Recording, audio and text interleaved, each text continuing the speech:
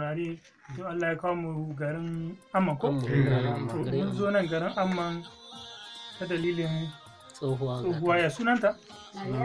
Tsohuwa Maryam. Wannan tsohuwa Maryama ita ce ba ta gani. Gashi Allah ya kawo mu ana shirin yi ma tsohuwa Maryama aiki. Ko ba haka ba? Ba ni abin nan. Saboda haka za mu jarraba tsohuwa ta gani. Tsohuwa menene na ga hannuna? Baki gan shi ba. To, wannan ma baki gan shi ba, wani abu ne daban shi ma baki gan shi ba. Ban gan shi ba, hasken shi dai. Ga wani shi ma baki gan shi ba. To, babu laifi. To Allah ya sa mu Allah Allah Allah wal malani wal marani Allah Allah Allah min kiranin auhabani Allah Allah Allah illuni wa kasarabun Allah Allah Allah wanzuru halil ma'ani Allah Allah Allah alim qaim haqqin Allah Allah Allah taliyan sab'al makani Allah Allah. Alhamdulillahi an kammala masa aiki kuma yanzu za mu jarraba ta mu gani shin gani ya samu koko ya yi. Tun ma ban tambaye ki ba, to yanzu ya nayi. A haka ne kai. Kuma yanzu na yi. Wanga mene ne? Wanga da dai ne ba. Wanga kuma mene ne? Wanga da dai ne canwa. Wanga kuma ha.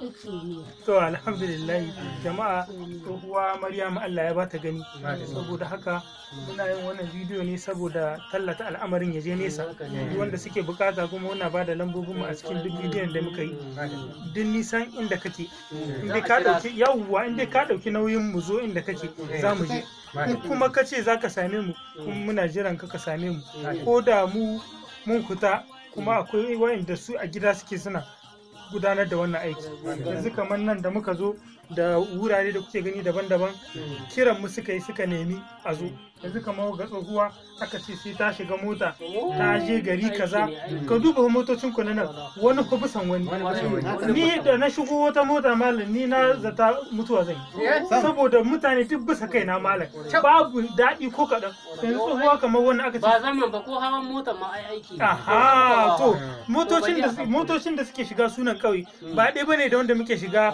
a birni mu hau kwalta zuu a da kai motoci ne wanda ake ma lodi sai an ƙare loda kaya sannan mutane su hau in ka kalla ma kai kanka mamaki kake yi yadda ma zaka samu wuri wallahi sai ka ga mota ta cika amma wani ya rugo in aka ce maka mutumin nan akwai wurin da zai zauna kai sai kai mamaki kuma sai ka ga ya kutso haka nan an samu wuri to Allah samu dace jama'a alhamdulillah jama'a sai a karkata jama'a su gabatar da godiya sai ku gabatar da godiya ku ga wannan aiki da aka matso kuwa to wannan aiki da aka mun ji daɗi bare a yi ɗaya bayan ɗaya kai aka fara matso huwarka wagga ta noma ko to sai kai godiyar ka to lalle mun gode kwarai da wanga aiki da an ka muna to kuwa ta samu gani ko to alhamdulillah kai sunanka ni Shu'aibu nake to wani gari gidan Amman kai baka faɗi sunanka ba ni ma garin Amman ne ya sunanka mani ne to kai kuma Shu'aibu garin Amman to sai ka gabatar da godiyar ka na gode bisa ga wanga aiki da an kai na wannan tsohuwa ke ma ana zuwa kanki tsohuwa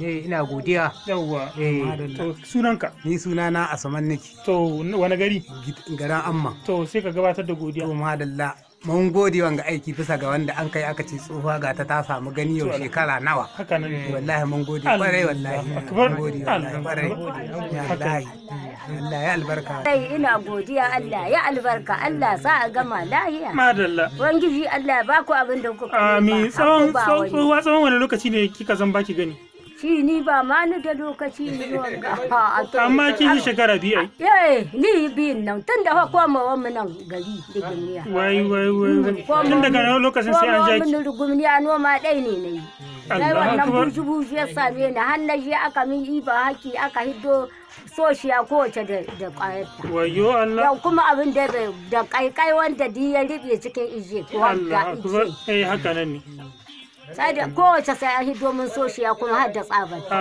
malami ta kai shekara nawa gaje ta kai shekara biyar shekara biyar ko shekara biyar ba ta to kuma yanzu ya kuka gani yanzu alhamdulillah to madalla alhamdulillah